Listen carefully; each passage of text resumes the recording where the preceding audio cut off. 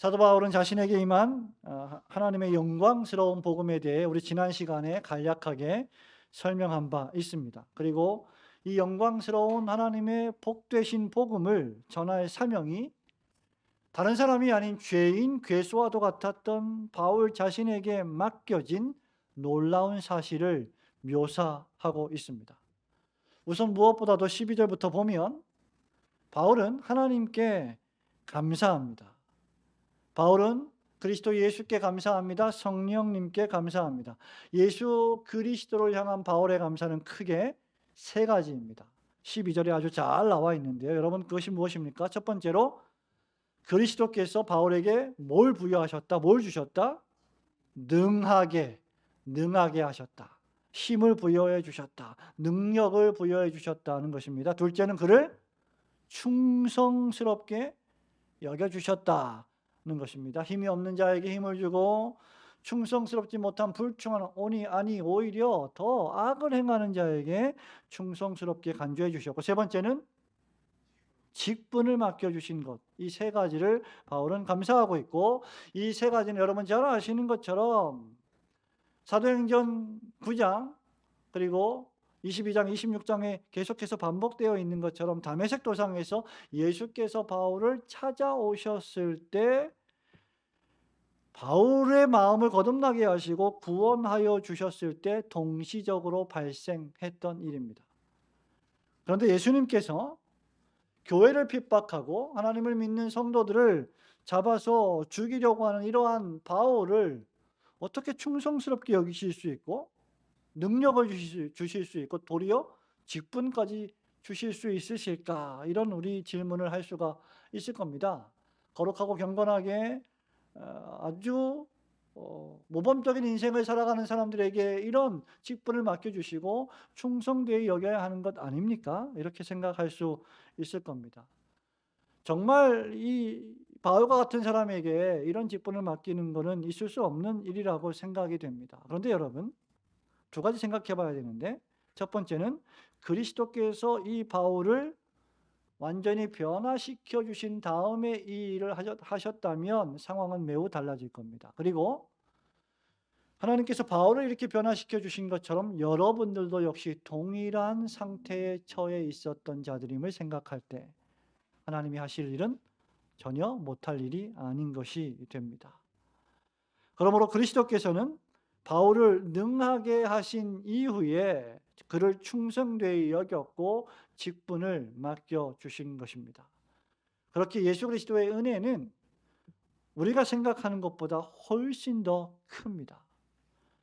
가장 큰 죄인 괴수와도 같은 수많은 죄인들이 있는데 바울은 자기 자신을 가리켜서 이 세상에 있는 상상할 수 있는 가장 악한 죄인들 중에서도 내가 가장 악한 죄인이다. 가장 큰 죄인이다. 가장 엄청난 범죄를 저지른 죄인이다. 이렇게 고백하고 있습니다.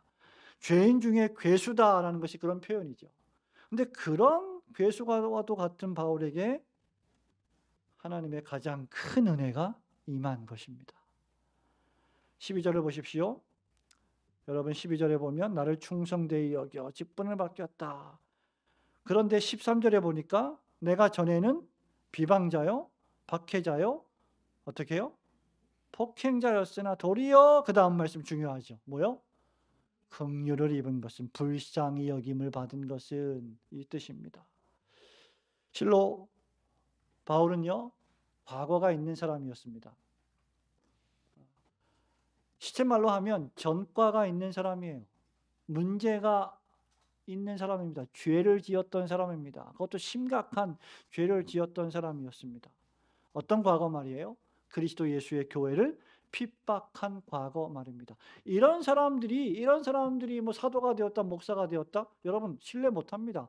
그래서 초창기에 바울이 이 다메섹 도상에서 체험을 하고 나서 이제 주의 제자가 되고 사도가 되어서 예루살렘에 있는 사도와 같이 교제하려고 했을 때 여러분 베드로와 야고보 같은 사도들이 전부 다 어떻게 했어요? 배척했어요. 바울을 믿지 못했습니다. 그 정도였습니다. 과거가 있는 사람은 신뢰하기 매우 어렵습니다. 성도들을 잡아 죽이려고 핍박했던 과거가 있던 사람입니다. 교회와 성도들의 입장에서 보면은 철천지 원수였습니다. 믿을 수 없는 사람이었습니다.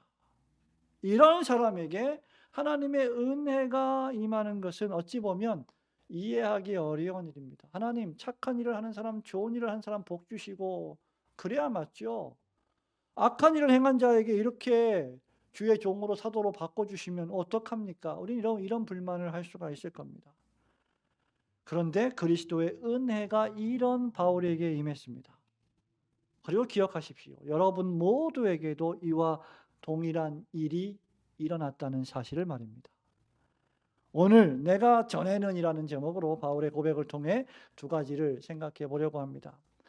첫째로 우리 기독교회에서 전무후무한 위대한 선교사, 위대한 복음 전도자, 위대한 신학자 사도 바울도 한때는 하나님을 불신하고 대적했던 과거의 사람이었다. 문제가 많은 사람이었다라는 사실입니다.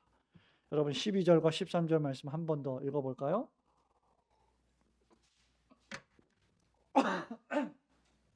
죄송합니다. 물을 마시다가 사례가 걸렸어요. 자, 12절 13절입니다. 시작.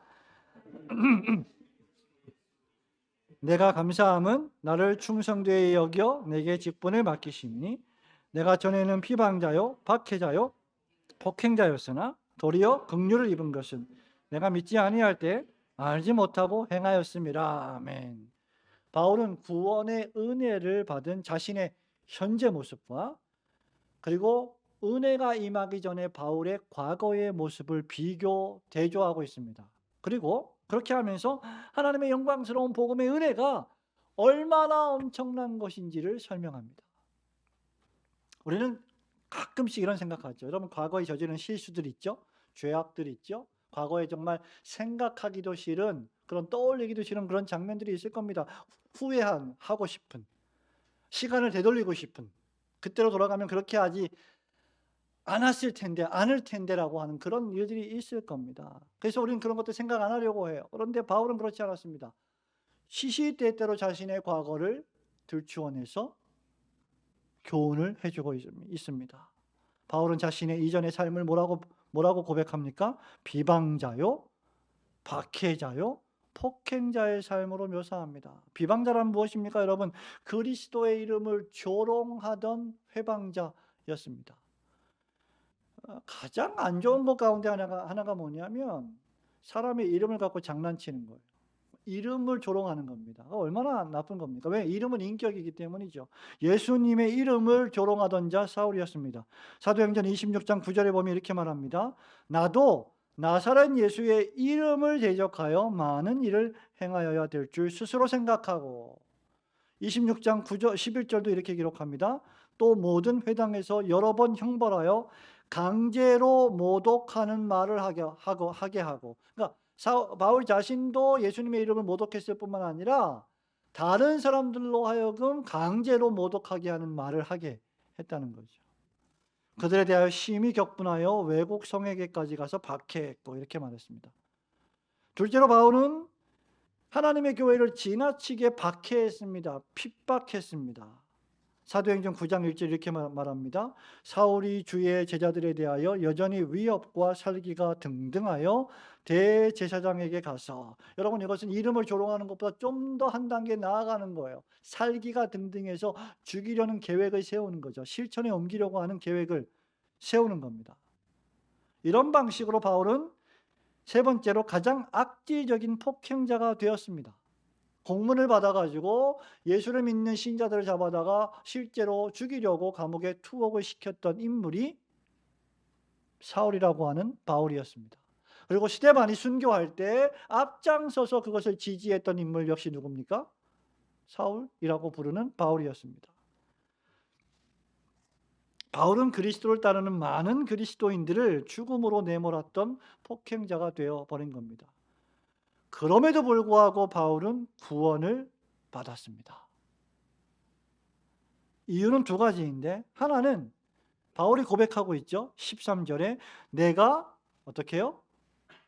믿지 아니할 때에 알지 못하고 행하였습니다. 여러분 믿지 않고 알지 못할 때, 예수 그리스도가 어떤 분이신지 확실히 이해하지 못했을 때, 복음이 무엇인지 확실히 이해하지 못했을 때, 구약의 율법을 잘못 이해하고 있었을 때, 제대로 알지 아니할 때, 그때 저지른 실수였다라고 고백을 하는 것입니다. 여러분, 이것은 히브리서 6장 4절부터 6절, 10장 26절부터 31절, 누가복음 12장 10절에 있는 사하심을 얻지 못하는 유일한 죄가 있습니다. 절대로 회개해도 용서받지 못하는 죄, 성령 회방죄입니다. 무엇입니까, 여러분? 그리스도 예수를 복음으로 전해서 믿으라고 하는 것을 의도적으로 지정의를 다 동원해서 거부하는 것, 성령님의 역사하심을 거부하는 것, 이해함에도 불구하고 어느 정도 그것을 알고 있음에도 불구하고 거절하는 것, 성령 회방죄입니다. 두 번째는 그리스도의 은혜가 바울의 심령 가운데 넘치도록 풍성했기 때문입니다. 바울은 중대한 죄인이었음에도 불구하고 바울에게 소망이 있었던 것은 바울에게 은혜와 믿음과 사랑과 함께 은혜가 넘치도록 풍성했습니다. 이것이 은혜의 복음이 주는 특징입니다. 성도 여러분, 은혜의 복음, 하나님의 복음, 구약과 신약 성경에 기록된 복음은 어떤 심각한 죄를 범한다 할지라도, 또 그 사람이 어떤 사람이라 할지라도 그를 변화시키는 능력이 있습니다. 이것이 복음의 능력입니다. 로마서 1장 16절, 17절에 복음에는 하나님의 의가 나타나서 믿음으로 믿음에 이르게 한다. 복음은 하나님의 능력이다. 이렇게 말한 바 있습니다. 바울이 로마서 5장 20절에서 그래서 뭐라고 말을 하냐면 죄가 더한 곳에 은혜가 더욱 넘쳤다라고 말하는데, 이것은 여러분 그냥 철학적으로 사색적으로 한 말이 아니에요. 자기 자신의 은혜 체험의 결과에서 나온 말입니다. 자기 자신이 엄청난 죄인이었기 때문에 그 죄를 많이 범한 자기 자신의 상태를 너무나 잘 알고 있었기 때문에 자신에게 임한 은혜가 엄청나게 컸다는 사실을 바울은 경험한 것입니다. 자, 그렇다면 이것이 어떻게 가능한 일이 되었을까요? 어떻게 죄인 중에 괴수인 이 사울이 구원을 받을 수 있었습니까? 그것은 14절에 있는 말씀처럼 그리스도 예수 안에 답이 있습니다. 그리스도 예수 안에 있는 믿음과 사랑과 함께 은혜가 어떻게 풍성했다고요? 넘치도록 풍성했다. 시편 23편에 나의 잔이 넘치나이다 라는 표현이 있죠. 컵에 음료를 따를 때 음료를 넘치도록, 흘러 넘치도록 따르는 것, 그런 상태를 의미합니다. 아주 큰, 아주 풍성한 상태를 말하죠. 13절에서요 14절로 넘어가는 이 전환은 넘치는 가득한 죄에서 넘치는 가득한 은혜로 바뀌는 장면입니다. 이런 장면이 바로 구원의 장면, 중생의 장면, 거듭남의 장면입니다. 여기 넘치도록 풍성했다는 말은요, 바울이 13개의 서신서에서 특히 목회 서신에서 아주 자주 사용하는 독특한 표현입니다. 앞서 로마서 5장 20절은 뭐라고 그랬습니까? 여러분, 죄가 더한 것에 뭐가 넘쳤다고요? 은혜가 어떻게 넘쳤다고 했습니까? 더욱 넘쳤다. 더욱 넘쳤다. 넘치도록 풍성했다. 똑같은 표현입니다. 데살로니가후서 1장 3절 이렇게 말합니다. 형제들아, 우리가 너희를 위하여 항상 하나님께 감사할지니 이것이 당연함은 너희의 믿음이 더욱 자라고 할 때 넘치도록 풍성했다는 뜻입니다. 너희가 다 각기 서로 사랑함이 그 다음 풍성함이니 넘치도록 풍성했다는 표현입니다. 고린도후서 7장 4절도 이렇게 말합니다. 나는 너희를 향하여 담대한 것도 많고 너희를 위하여 자랑하는 것도 많으니 내가 우리의 모든 환난 가운데서도 그 다음 위로가 가득하고 기쁨이 넘치는도다. 바울이 이런 표현들을 쓰는 것은 여러분, 자신에게 임했던 은혜가 얼마나 풍성하고 넘쳤는지를 체험했기 때문에 이런 표현을 쓰는 거예요. 모르고 쓰는 표현이 아닙니다. 알고 쓰는 표현입니다. 경험적으로 하는 말입니다. 바울은요, 기도할 때도 이런 표현을 썼어요. 데살로니가전서 3장 10절입니다. 주야로 심히 간구함은 너희 얼굴을 보고 너희 믿음이 부족한 것을 보충하게 하려 합니다. 여기 심히 간구함은 뭐예요? 풍성하게 넘치도록 간구한다, 이 뜻입니다. 빌립보서 4장 7절도 말합니다. 그리하면 모든 지각에 뛰어난 하나님의 평강의 그리스도 예수 안에서 너희 마음과 생각을 지키시리라. 모든 지각에 뛰어난, 넘치는, 풍성하신 하나님, 이런 표현이죠. 성도 여러분, 여러분에게 묻습니다. 여러분은 지금 하나님의 은혜로 충만하십니까? 하나님의 은혜가 넘치도록 여러분 영혼 속에 가득하십니까? 중요한 것은 과거가 아니라 현재입니다. 우리 사람들은 종종 과거에 너무 얽매여 살아갑니다. 두 가지죠. 하나는 과거에 너무 잘못을 해서 떠올리기도 싫을 만큼 아주 후회스러운 삶을 살아가는 것 하나. 그리고 과거에는 내가 이렇게 정말 멋지게 살았는데 과거만 자랑하는 삶. 성경은 우리에게 지금 현재를 말하고 있습니다. 지금 현재 하나님의 넘치는 은혜를 충만히 받고 있느냐가 중요합니다. 가끔 교회에서 여러 교회에서 설교를 하거나 특강을 하다 보면 또는 여러 성도들을 만나다 보면 과거를 엄청나게 자랑하는 사람들이 있어요. 근데 지금은 보면 별로 하나님의 은혜가 잘 안 보여요. 중요한 것은 과거에 우리가 어떤 일을 했느냐가 아닙니다. 지금 현재 우리에게 하나님의 은혜가 있느냐, 그것이 중요합니다. 하나님께서는 본래 사울이 어떤 사람인지를, 과거에 무슨 짓을 저질렀는지를 묻거나 비난하거나 그것 때문에 베푸실 은혜를 베푸시지 않으시는 분이 아니십니다. 하나님께서는 그럼에도 불구하고 바울에게 은혜를 베풀어 주셨습니다. 그래서 그게 은혜가 되는 거예요. 여러분들이 받을 만한 어떤 자격이나 조건이나 요인이 여러분에게 있어서 하나님이 은혜를 베푸셨다면 그건 은혜가 아닙니다. 공로가 되는 거죠. 그래서 고린도전서 4장 7절, 에베소서 2장 8절에 보면 구원은 언제나 하나님의 은혜고 하나님의 선물입니다. 유명한 주석가, 영국의 주석가 윌리엄 핸드릭슨이라는 목사님이 계신데 이렇게 말했습니다. 바울에게 있어서 은혜는 영원한 뿌리입니다. 믿음과 사랑은 줄기와 같습니다. 선한 행실은 구원의 나무가 맺는 열매입니다. 여러분, 열매가 있는 이유는 뿌리인 은혜가 그 안에 있기 때문입니다. 가지를 뻗고 꽃을 피울 수 있는 능력은 가지에게 있지 않고 어디에 있어요? 뿌리에 있습니다. 그렇게 바울이 바울된 것은 오직 하나님의 은혜인 것입니다. 여러분, 아무리 멋지고 아무리 아름답고 아무리 세상에서 번영을 구가하고 성공한 인생을 산다 할지라도 하나님의 은혜가 없다면 그저 말라 시들어 죽어버리는 꽃일 뿐입니다. 성도에게 가장 중요한 것은 하나님의 은혜입니다. 하나님의 넘치는 은혜를 받은 자로서 은혜를 사모하는 삶이 중요합니다.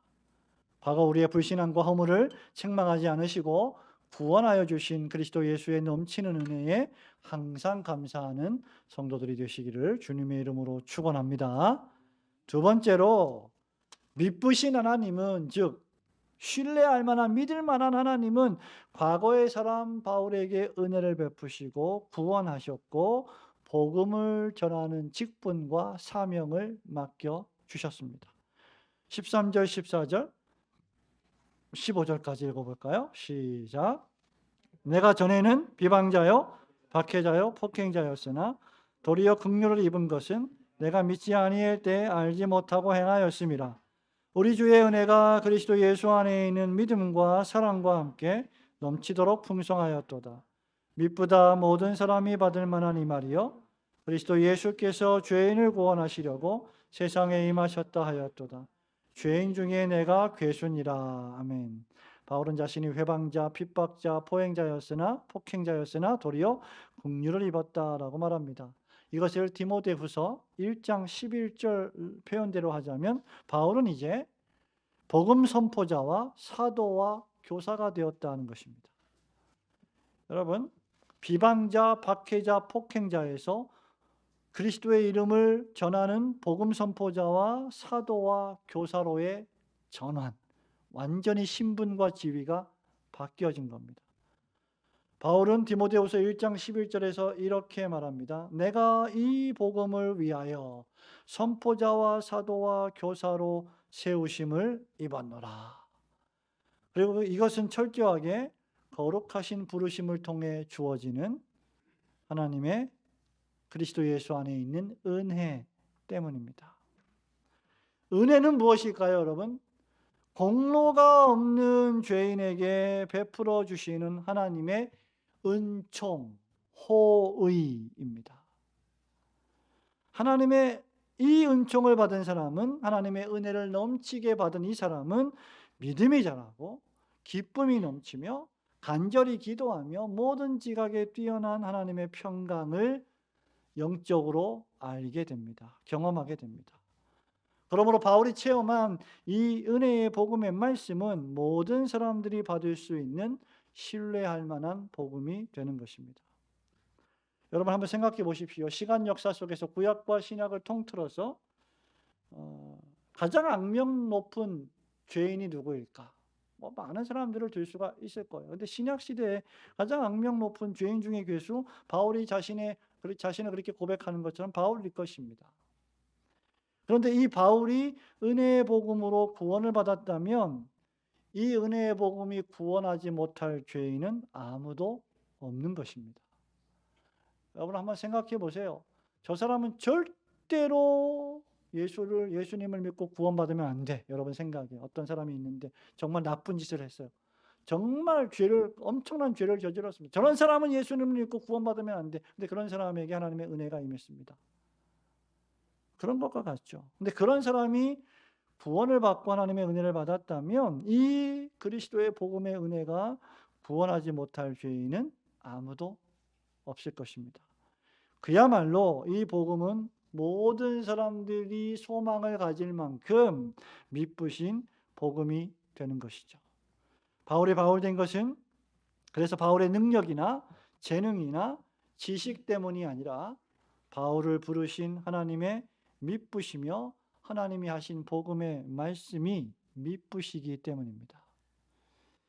여기 미쁘시다는 말을 여러분 오늘 마음에 좀 새길 필요가 있습니다. 이 말은 아름답다 이 말이 아니에요. 미쁘다 하니까 이쁘다, 예쁘다 이런 표현이 아닙니다. 미쁘시다 이 말은 신뢰할 만하다. 영어로 trustworthy라고 하는 표현이죠. 신뢰할 만하다, believable, 믿을 만하다 이런 뜻입니다. 하나님은 완전히 믿으실 만한 분이시며 하나님의 영광스러운 복음 역시 신뢰할 만한 소식입니다. 미쁘다는 이 말은 바울 특유의 독특한 표현이에요. 바울이 여러 곳에서 이런 표현을 썼습니다. 여러분 디모데전서 3장 1절을 펼쳐볼까요? 3장 1절입니다. 읽어봅니다. 시작. 미쁘다 이 말이요 곧 사람이 감독의 직분을 얻으려 함은 선한 일을 사모하는 것이라 아미로다. 여기도 뭐예요? 믿을 만하다, 신뢰할 만하다 이 말이라는 거죠. 4장 9절도 말합니다. 4장 9절이요. 시작. 미쁘다 이 말이요 모든 사람들이 받을 만하다 하도다. 예. 디모데후서 2장 11절을 보십시오. 디모데후서 2장 11절. 시작.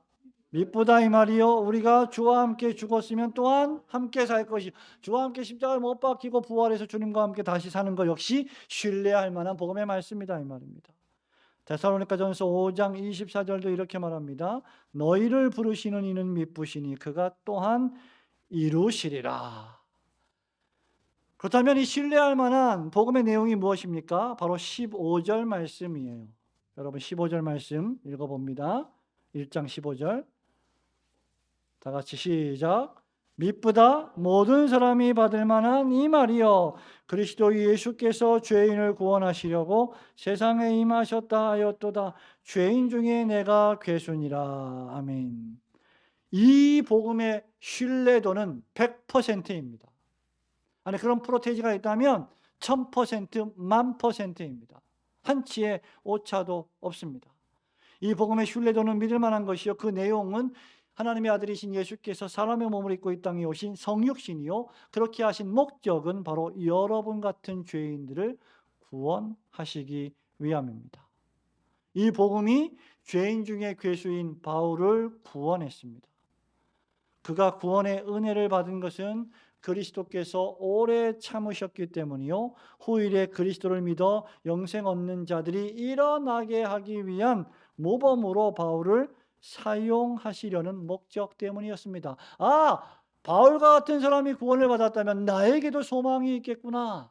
나 같은 죄인도 예수님이 받아주시겠구나. 나 같은 죄인도 주님의 복음을 전하는 사명자가 될 수 있겠구나. 이런 소망을 가질 수 있게 되는 것입니다. 다른 죄인들도 예수 그리스도를 진심으로 믿고 회개하기만 하면 구원을 얻을 수 있다는 표본적 사실을 우리에게 알려주시는 것입니다. 그것이 바울에게 긍휼이라면 하나님의 긍휼을 받지 못할 죄인은 이 세상에 아무도 없습니다. 하나님이 여러분 자신을 구원하셨다면 다른 사람을 구원하지 못하실 이유가 하나도 없는 것입니다. 그래서 이 복음의 말씀은 신뢰할 만한 미쁘신 복음이 되는 것이죠. 이제 바울은 마지막 절에서 영광스러운 복음의 주체이신 하나님의 위대하신 속성을 찬양하며 이 복음을 찬미합니다.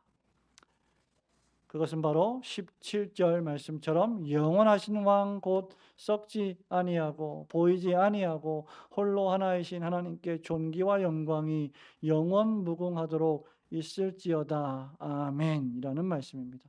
하나님은 영원하신 왕이다. 만세의 왕이다. 모든 것을 통치하시는 왕이시라는 말입니다.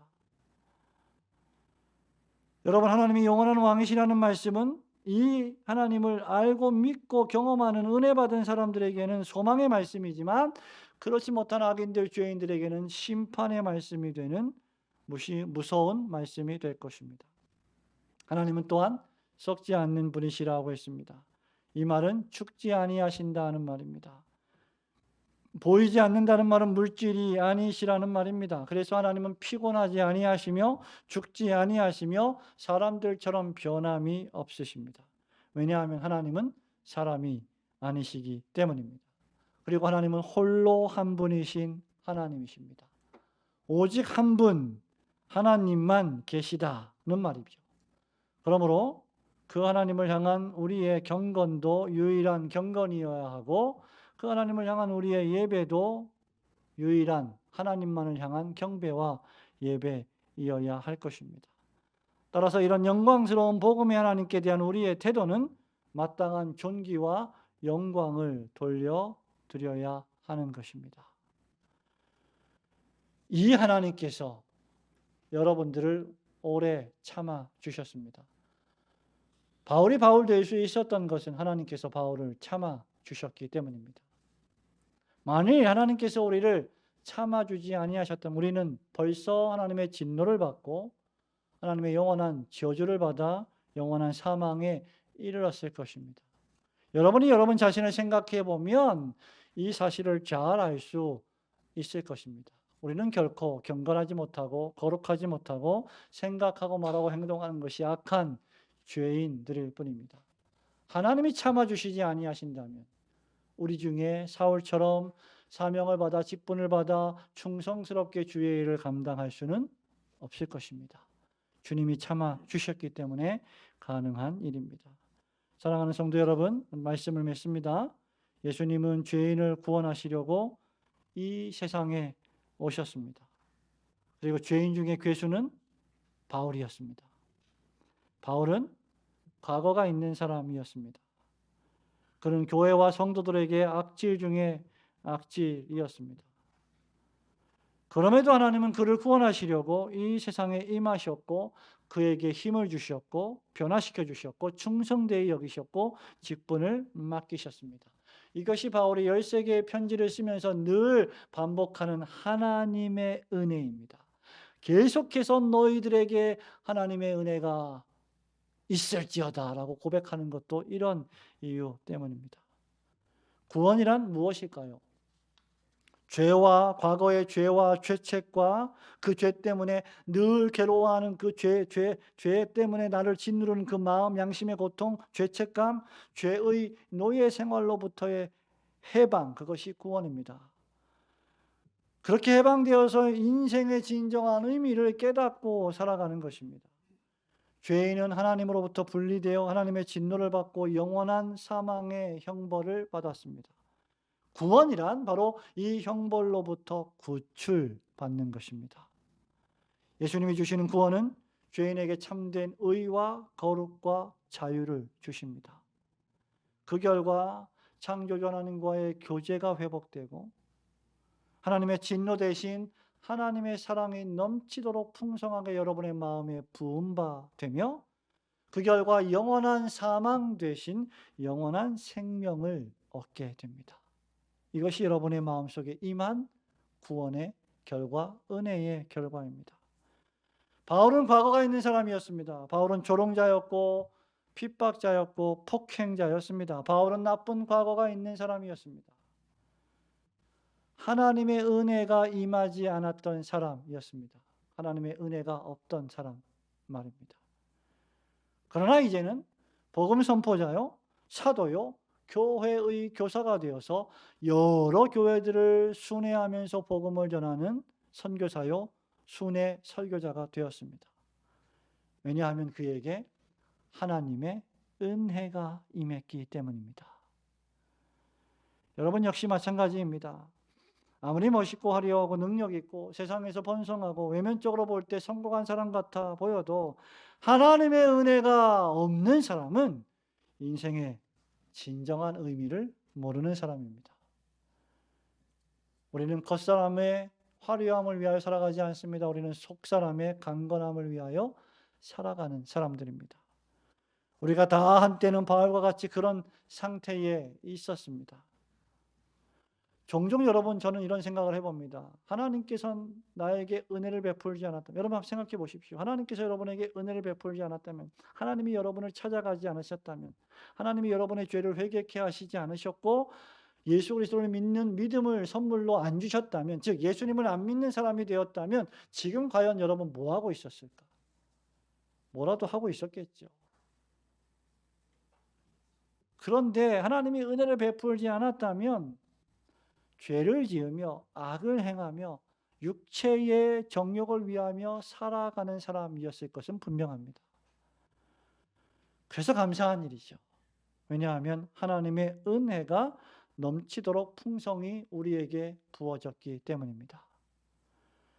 그러니 이제 여러분들은 바울처럼 은혜 받은 사람으로 살아야 합니다. 바울과 같이 전 인생을, 그의 시간을, 그의 물질을, 그의 재능을 이 영광스러운 복음을 전하는 일에 투자하며 만세의 왕이시며 썩지 아니하시고 보이지 아니하시며 홀로 한 분이신 하나님께만 경배와 찬양을 돌리며 살아야 할 것입니다. 과거에 여러분의 죄를 용서하시고 은혜를 베푸시어 구원해 주시고 새롭게 하여 주신 하나님께 모든 찬송과 영광을 돌리며 살아가시는 성도들이 되시기를 주님의 이름으로 축원합니다.